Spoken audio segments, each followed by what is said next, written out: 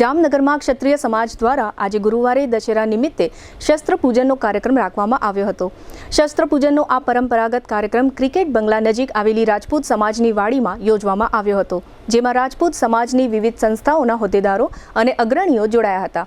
આ શસ્ત્ર પૂજનના કાર્યક્રમમાં રાજપૂત સમાજના પ્રમુખ PS જાડેજા, ધારાસભ્ય રીવાબા જાડેજા, પૂર્વ મંત્રી હકુબા જાડેજા તથા મહિલા કોંગ્રેસના અગ્રણી નયનાબા જાડેજા વગેરે રાજપૂત અગ્રણીઓ જોડાયા હતા। આ પ્રસંગે ધારાસભ્ય રીવાબા જાડેજાએ રાજપૂત સમાજના પરંપરાગત શસ્ત્ર પૂજનના કાર્યક્રમ અંગે આપેલી ટૂંકી વિગતો પ્રસ્તુત છે।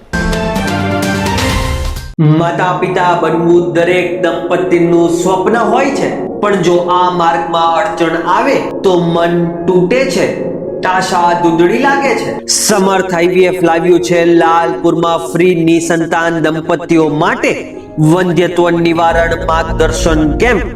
અહીં મળશે IVF નિષ્ણાત ડોક્ટર ગાયત્રી ઠાકરની સલાહ, આધુનિક તપાસ અને સાચી દિશામાં માર્ગદર્શન। આ કેમ્પમાં આપને ડાયગ્નોસિસ, સોનોગ્રાફી, સિમેન એક્ઝામિનેશન તેમજ કાઉન્સેલિંગ તદ્દન ફ્રી કરી આપવામાં આવશે, તેથી માતા પિતા બનવાનું સપનું ફરીથી સાકાર થઈ શકે। કેમ્પ તારીખ 4 ઓક્ટોબર 2025 શનિવારના રોજ, સમય સવારે 10 વાગ્યાથી બપોરના 1 વાગ્યા સુધી। કેમ્પ સ્થળ ડોક્ટર રવિ વાછાણીની હોસ્પિટલ, સોસાયટી મેઇન રોડ, વિકાસ કોલોનીની પાછળ, આંગણવાડી ઓફિસની બાજુમાં, લાલપુર।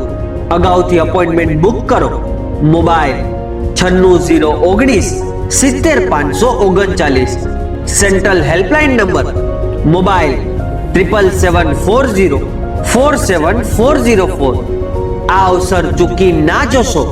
તમારા પરિવારના સપના તરફનું પહેલું પગથિયું સમર્થ IVF સાથે।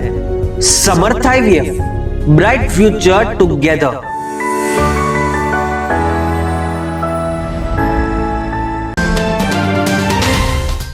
આજરોજ જામનગર જિલ્લા અને મહાનગરના ભારતીય અને ક્ષત્રિય પરંપરા મુજબ માં શક્તિની ઉપાસનાની સાથે સાથે શક્તિ સ્વરૂપા શસ્ત્રોનું પૂજન કરી અને એક જે ટ્રેડિશનલ પ્રથા છે એમાં ક્યાંક પાર્ટિસિપેટ કરી અને ખૂબ ધન્યતા અનુભવું છું।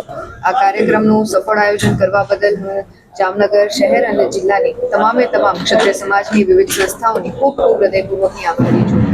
આ કાર્યક્રમના તકે સમાજમાંથી વિવિધ સંસ્થાઓમાંથી ઉપસ્થિત વડીલો, સમાજના આગેવાનશ્રીઓ, કોર્પોરેટર્સ, ભારતીય જનતા પાર્ટીની ચૂંટાયેલી માંગ તેમજ આત્મનિર્ભર ભારતના અભિયાનને સાર્થક બનતા તહેવારોની વણઝાર જ્યારે આપણી વચ્ચે હોય ત્યારે હંમેશા મેક ઇન ઇન્ડિયા અને મેડ ઇન ઇન્ડિયાના કન્સેપ્ટ સાથે જોડાઈ અને સ્વદેશી પ્રોડક્ટ્સ જ આપણા ઘરમાં આવે એ પ્રકારનો પ્રકલ્પ છે, એને આપણે બધા સાથે સાકાર કરીએ। આવનારા સમયમાં આદરણીય પ્રધાનમંત્રીશ્રીનું જે વિઝન છે વિકસિત ભારતનું, એમાં આપણે સૌ જોડાઈએ